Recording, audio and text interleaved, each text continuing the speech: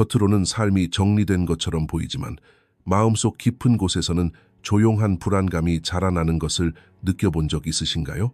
사람들은 여전히 당신에게 무언가를 기대하고 당신은 여전히 강해 보입니다. 하지만 마음속 어딘가에서는 지쳐 있습니다. 칼 융은 이렇게 말했습니다. 인생의 전반부는 구조를 쌓는 것이고 후반부는 그 구조 안에서 진실을 끄집어내는 것이다. 그리고 아무도 공개적으로 말하지 않는 진실은 바로 이것입니다.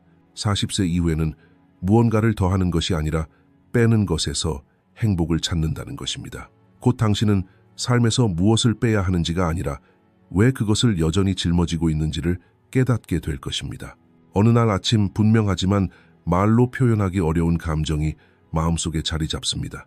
삶이 혼란스러운 것도 아니고 큰 위기도 없습니다. 겉으로 보기에는 모든 것이 질서정연해 보입니다. 당신이 수년간 쌓아온 질서는 여전히 건재하고 사람들은 당신을 존중하며 책임은 다하고 있습니다. 하지만 여전히 무언가 부족합니다. 아니, 오히려 무언가가 과잉되어 있습니다. 마음속에 짊어지고 있지만 더 이상 이름 붙이고 싶지 않은 무게가 있습니다. 이것이 바로 융이 말하는 한계점입니다.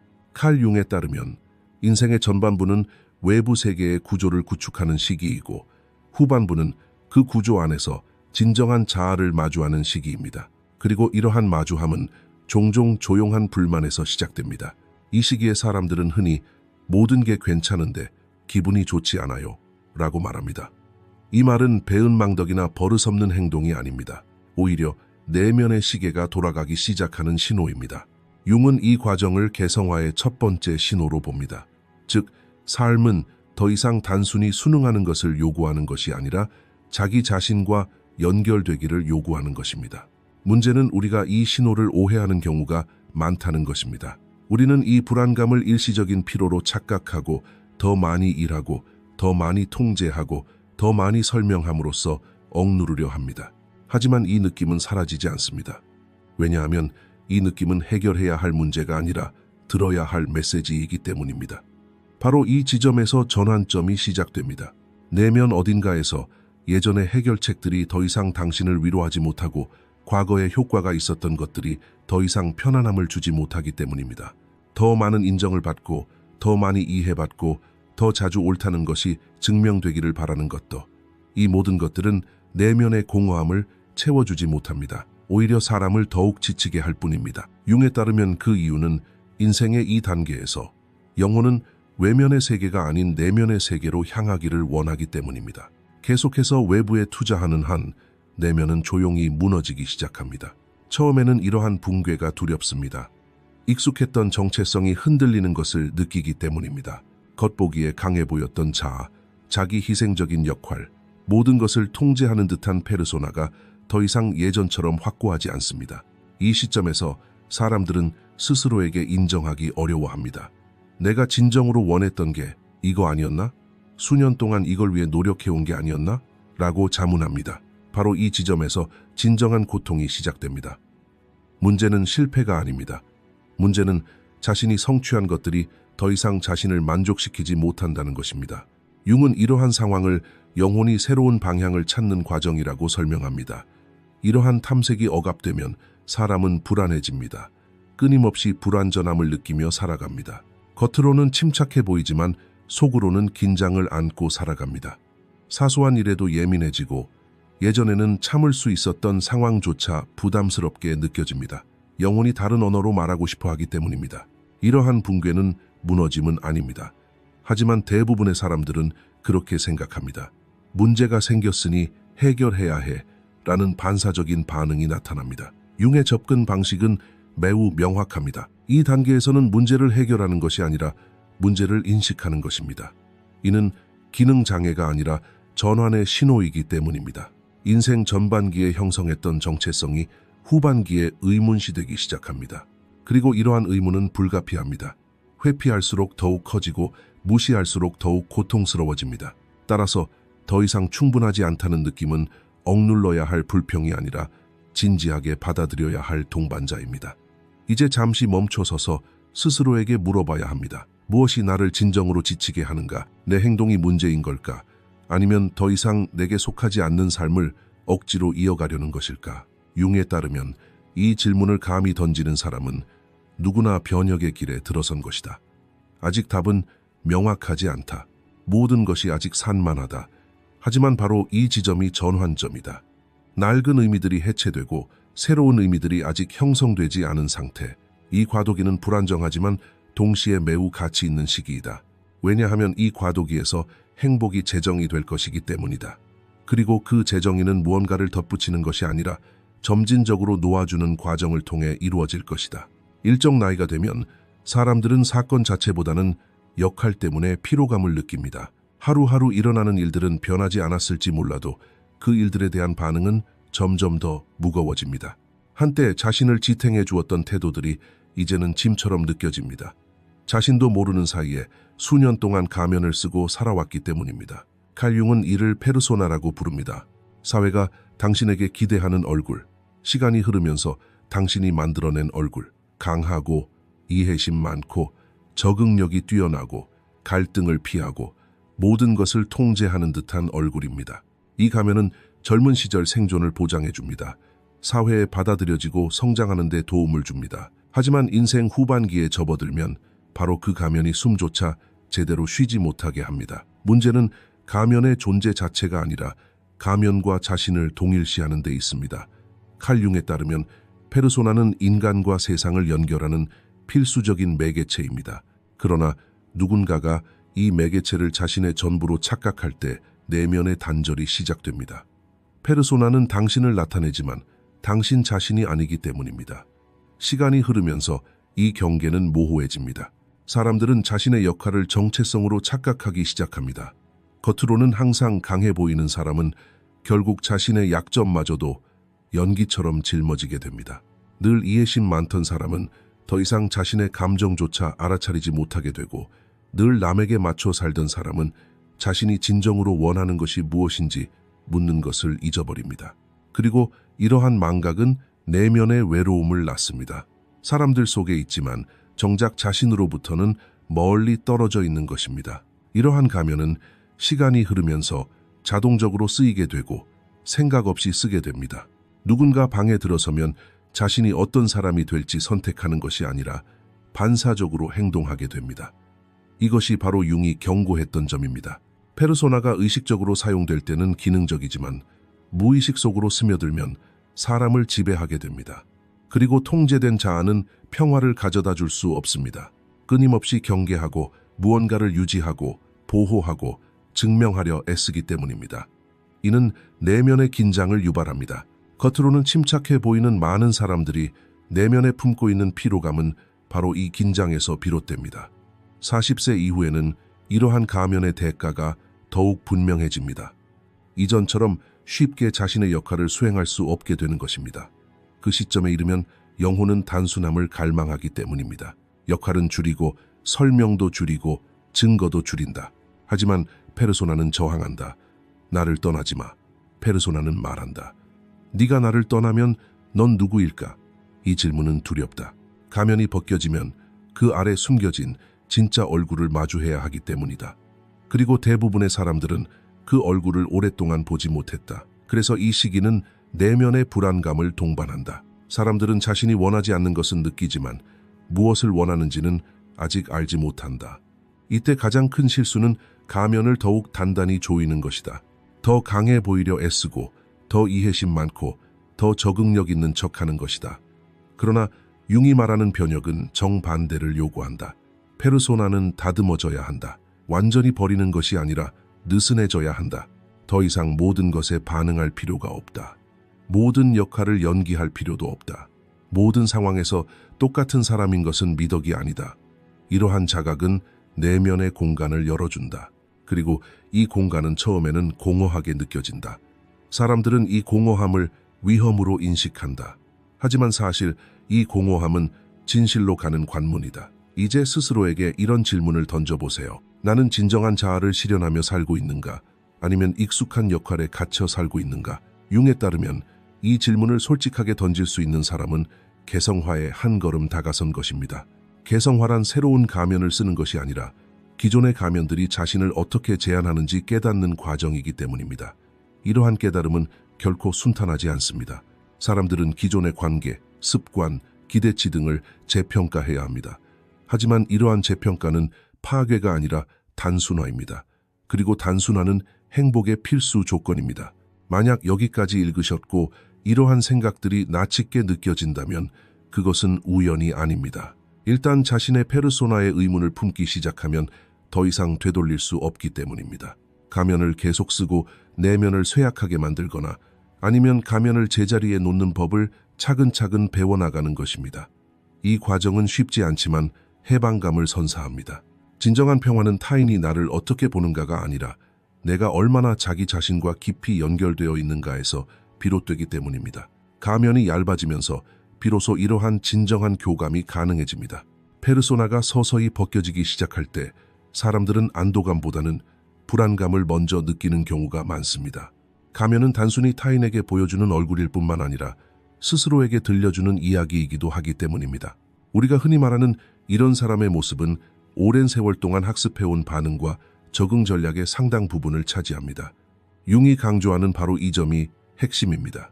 페르소나가 사라지는 동안 사람들은 한동안 방향 감각을 잃는 듯한 느낌을 받습니다. 이러한 방향 감각 상실은 나약함이 아닙니다. 내면의 나침반을 재조정하는 과정입니다. 기존의 정체성이 모호해지는 동안 새로운 정체성은 아직 완전히 형성되지 않았습니다. 바로 이 시기에 사람은 인내심을 길러야 합니다. 사람들은 불행할 때 대개 자신 외부의 원인을 찾습니다. 다른 사람, 상황, 과거, 경험 등에서 말이죠. 하지만 융은 더욱 불편한 진실을 지적합니다. 우리를 지배하는 것은 종종 우리에게 일어나는 일이 아니라 우리 내면에서 외면하는 부분이라는 것입니다.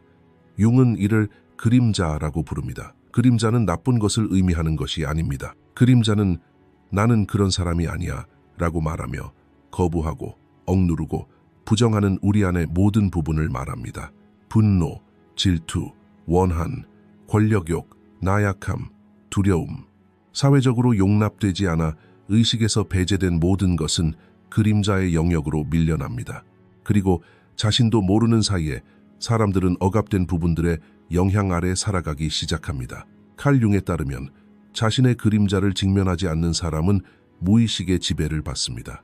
이 무의식의 지배는 침묵 속에 존재합니다. 명확하게 말하지 않습니다. 오히려 반복되는 패턴을 통해 드러납니다. 늘 똑같은 유형의 사람들을 만나고 비슷한 실망을 겪고 똑같은 지점에서 감정적으로 동요하는 경험. 사람들은 왜 항상 나에게만 이런 일이 일어나는 걸까? 라고 묻습니다. 하지만 질문의 초점이 잘못되었습니다. 진정한 질문은 바로 이것입니다. 내 안에 어떤 부분이 드러나고 싶어 하는데 나는 그것을 외면하고 있는가? 억압된 모든 것은 언젠가 다른 형태로 되돌아오기 마련입니다. 그리고 그 되돌아옴은 종종 고통스럽습니다. 40세 이후에는 그림자의 영향력이 더욱 두드러지게 나타납니다. 이 시기에는 에너지가 감소하기 때문입니다. 영혼은 더 이상 이전처럼 억압의 짐을 쉽게 감당할 수 없습니다. 젊었을 때 효과적이었던 방어 기제들이 이 시기에 무너지기 시작합니다. 갑자기 이전보다 더 예민해지고 참을성이 없어지고 무관심해질 수 있습니다. 이러한 갑작스러운 변화는 우연이 아닙니다. 융에 따르면 이것은 그림자가 문을 두드리는 소리입니다. 그림자는 더 이상 나를 무시할 수 없어 라고 말합니다. 이 부름을 무시할수록 내면의 긴장은 커져만 갑니다. 긴장이 고조되면 신체적으로 문제가 생기거나 관계가 파탄나거나 깊은 공허감에 빠지게 됩니다. 그림자에 대한 가장 큰 오해는 바로 이것입니다. 사람들은 그림자와 마주하면 더 나빠질 거라고 생각합니다. 더 이기적이고 더 냉혹하고 더 어두워질 거라고 두려워하는 것이죠.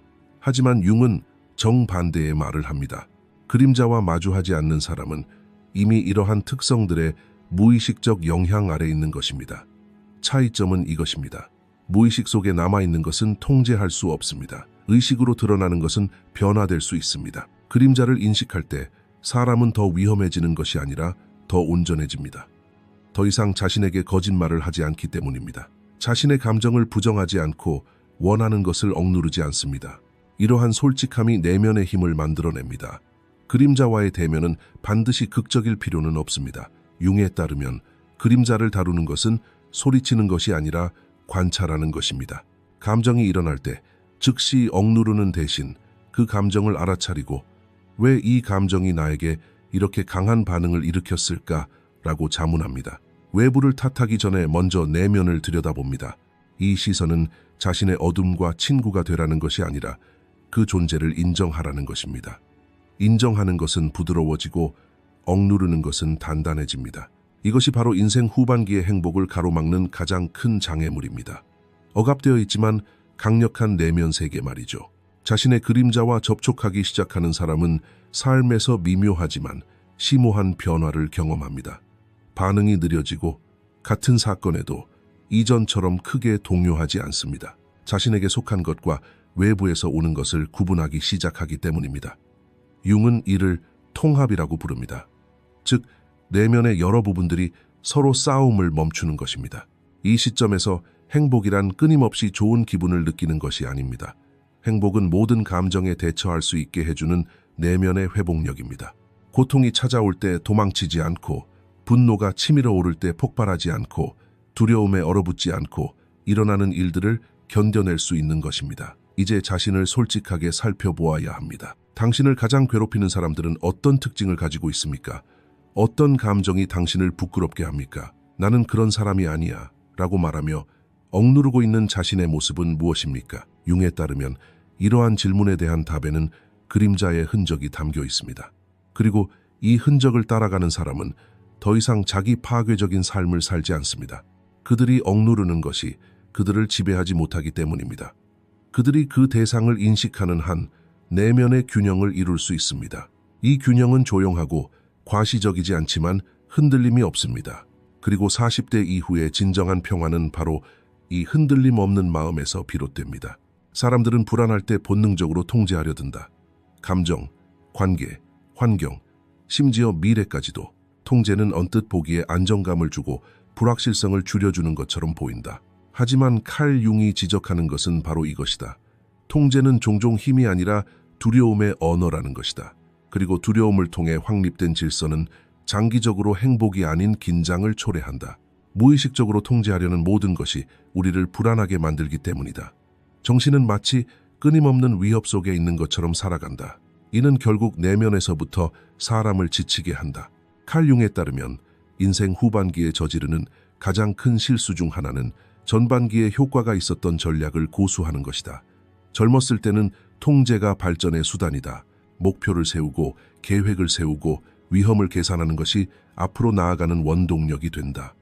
하지만 40세 이후에는 같은 전략이 오히려 역효과를 내기 시작한다. 이 시기에는 정신이 흐름을 갈망하고 의미를 갈망하고 유연성을 갈망하기 때문이다. 모든 것을 움켜쥐려 애쓰는 한 내면의 억압감이 쌓여갈 뿐이다. 이러한 압박감은 종종 모든 것이 나를 옥죄어 오는 것 같다는 느낌으로 나타납니다. 통제라는 환상의 가장 위험한 측면은 바로 침묵입니다. 사람들은 스스로에게 나는 그저 정리정돈을 하고 있을 뿐이야. 나는 그저 신중한 것뿐이야. 나는 그저 책임감 있는 것뿐이야 라고 말합니다. 융에 따르면 이러한 말들은 종종 도피를 감추고 있습니다. 고통에 직면하는 것으로부터의 도피, 불확실성을 감내하는 것으로의 도피, 타인의 반응에 휘둘리는 것으로의 도피입니다. 통제는 이러한 도피를 정당화하는 방패로 사용됩니다. 하지만 모든 방패에는 대가가 따릅니다.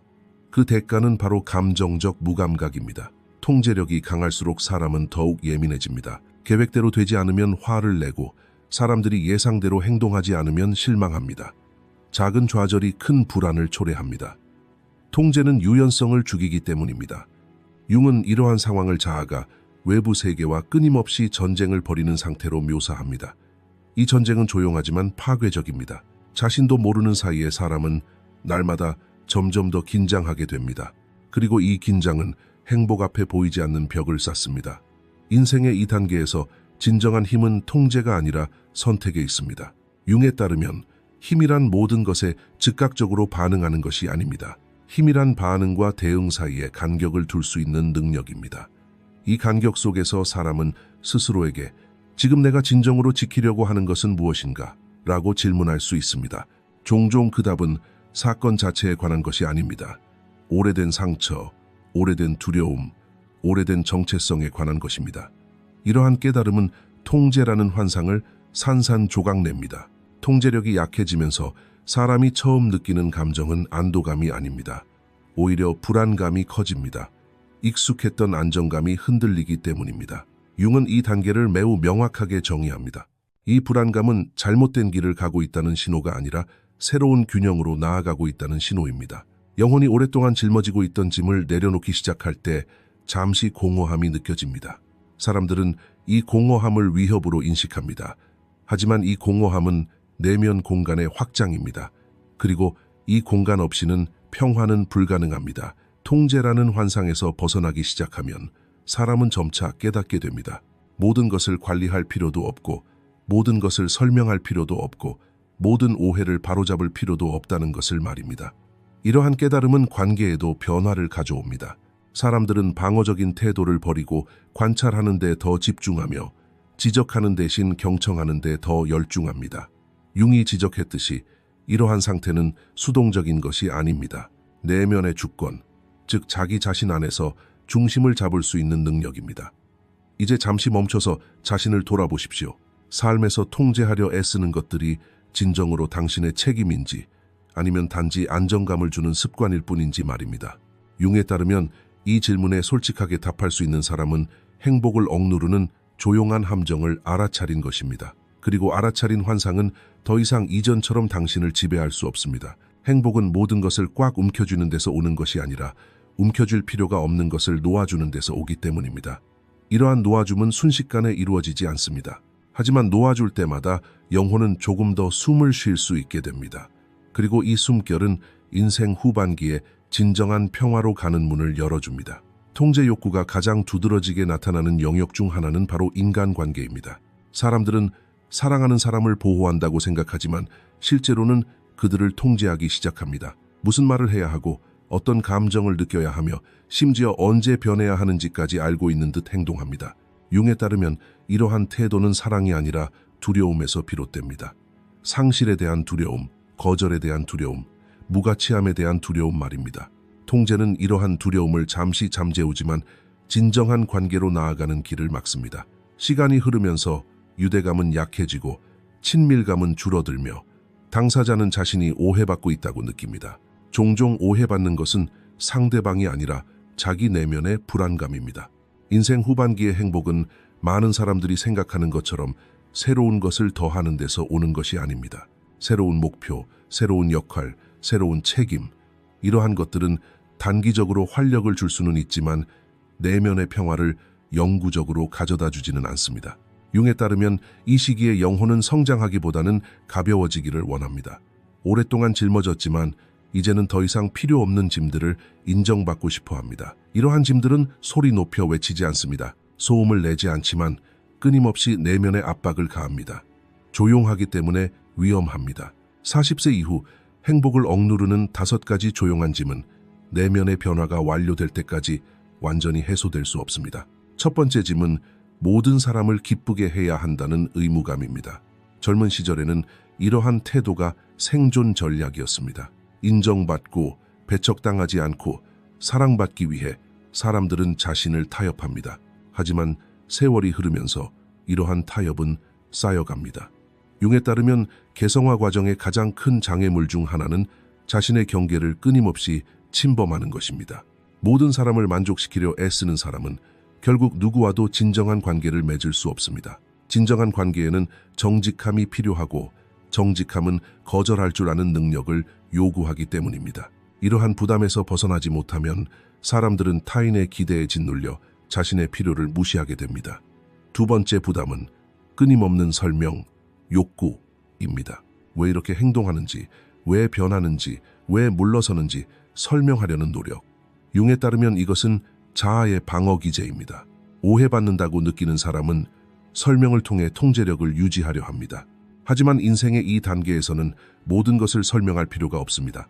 어떤 결정은 그저 느낌으로 내리는 것입니다. 설명 욕구가 줄어들수록 사람은 자신의 중심에 더욱 확고히 자리 잡게 됩니다. 외부의 인정이 아닌 내면의 명료함으로 스스로를 다잡기 시작하기 때문입니다. 세 번째 부담은 나는 이런 사람이다 라고 말하는 굳어진 오래된 정체성입니다. 사람들은 오랜 세월 동안 자신을 정의하는 문장들을 만들어냅니다. 나는 항상 자기 희생적이다. 나는 강해야 한다. 나는 원래 이런 사람이고 변하지 않을 것이다.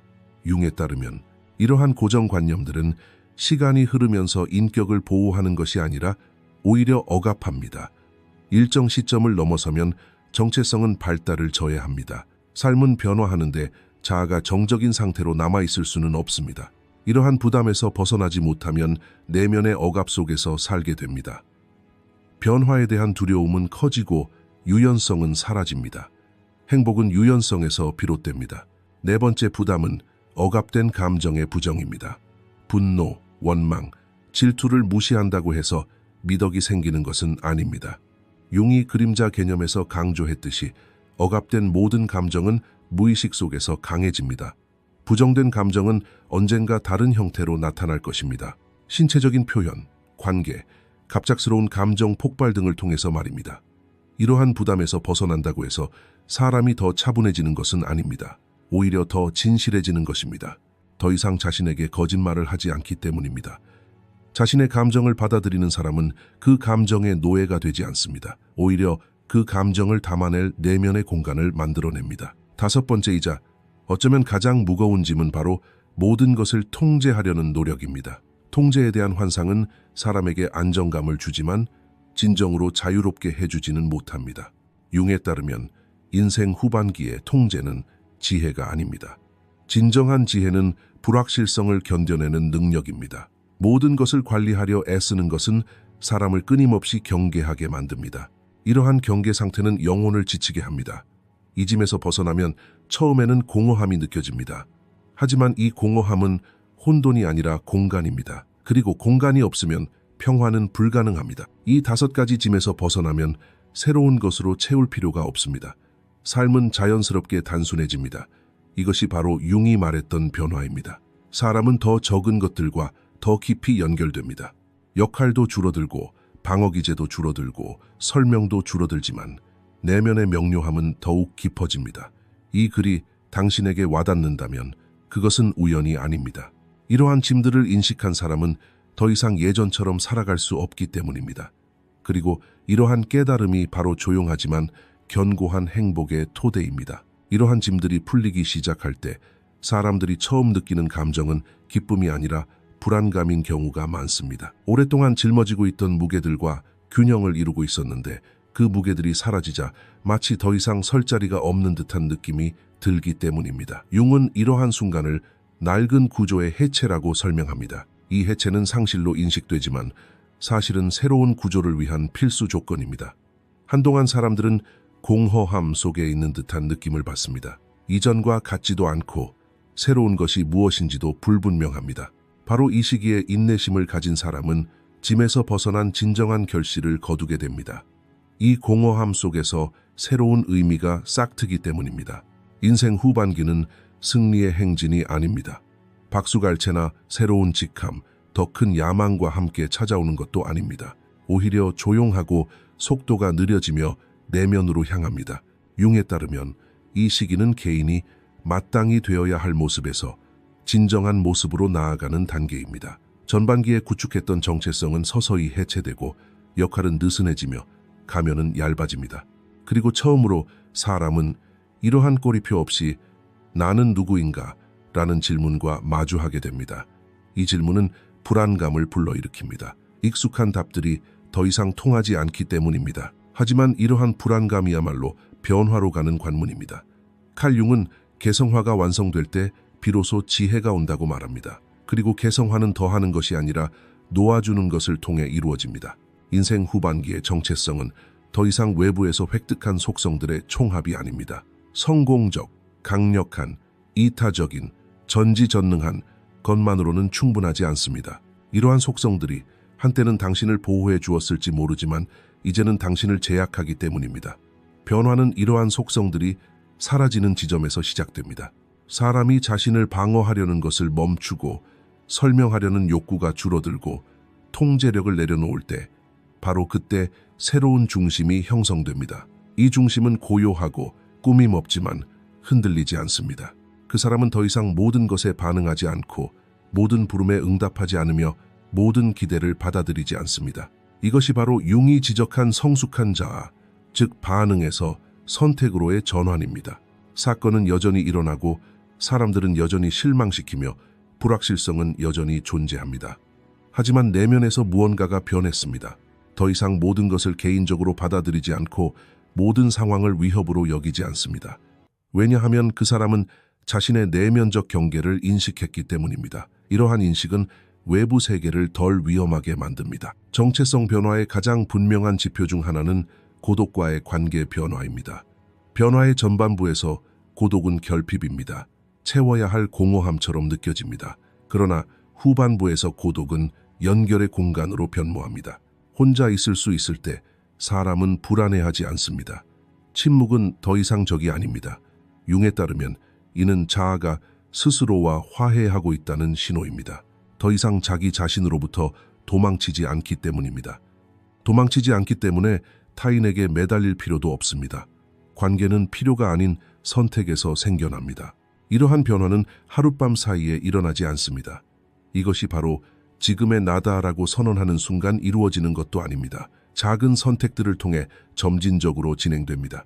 특정 논쟁에 참여하지 않기로 선택하고, 특정 발언을 하지 않기로 선택하고, 특정 역할을 부드럽게 내려놓는 것과 같은 선택들입니다. 융은 이러한 과정을 내면의 주권을 점진적으로 확립하는 과정이라고 설명합니다. 개인은 자기 자신 안에서 중심을 잡는 법을 배웁니다. 중심을 잡는다는 것은 세상과 단절하는 것을 의미하지 않습니다. 오히려 세상과 더욱 진정한 관계를 맺는 것을 의미합니다. 개인은 더 이상 자신을 희생함으로써 존재하는 것이 아니라 자신을 알아감으로써 존재하기 때문입니다. 인생 후반기의 행복이란 끊임없이 좋은 기분을 느끼는 것을 의미하지 않습니다. 행복은 감정에 대처할 수 있는 폭넓은 마음가짐입니다. 고통이 찾아올 때 견뎌내고 두려움이 찾아올 때 얼어붙지 않는 마음가짐입니다. 분노가 치밀어 오를 때 파괴하지 않는 것. 융에 따르면 성숙한 자아는 감정을 억누르지 않고 오히려 감정을 위한 공간을 만들어줍니다. 여기까지 읽으셨다면 이 여정이 당신에게도 영향을 미쳤을 것입니다. 이것은 단순히 지식을 습득하는 것이 아니라 나아갈 방향을 선택하는 것입니다. 개인은 더 이상 자신을 설명할 필요성을 느끼지 않습니다. 왜냐하면 그들은 진정한 자신으로 살아가기 때문입니다. 이것은 눈에 보이지 않는 변화입니다. 겉으로 보기에는 큰 변화가 감지되지 않을 수 있습니다. 하지만 내면에서는 끊임없이 방어적이었던 자아가 물러났습니다. 이것이 바로 칼 융이 말한 성숙함, 즉 자신을 증명하려는 욕구가 줄어드는 것입니다. 옳다는 것을 증명하려 하기보다는 가만히 있는 것을 선택합니다. 이러한 자세는 조용하지만 강력합니다. 시간이 흐르면서 삶은 여전히 어렵다는 것을 알게 되지만 더 이상 그 어려움을 개인적인 위협으로 인식하지 않게 됩니다. 상실이 일어나고 실망을 경험하고 불확실성이 지속됩니다. 하지만 이러한 짐을 감당할 수 있는 내면의 폭이 형성됩니다. 정체성의 변화가 완성되면 더 이상 일어나는 일과 자신을 동일시하지 않습니다. 관찰하고 해석하고 앞으로 나아갑니다. 이 시점에서 행복은 더 이상 더섭는 감정이 아닙니다. 그것은 하나의 상태로 변모합니다. 고요하고 심오하며 영원한 상태로 말입니다. 그리고 바로 이것이 인생 후반기를 진정으로 지탱해주는 원동력입니다. 이것으로 저희 영상을 마치겠습니다. 더 많은 콘텐츠를 보시려면 저희 채널을 구독해주세요. 재정적으로 후원하고 싶으시다면 가입 버튼을 통해 멤버십에 가입하실 수 있습니다. 감사합니다.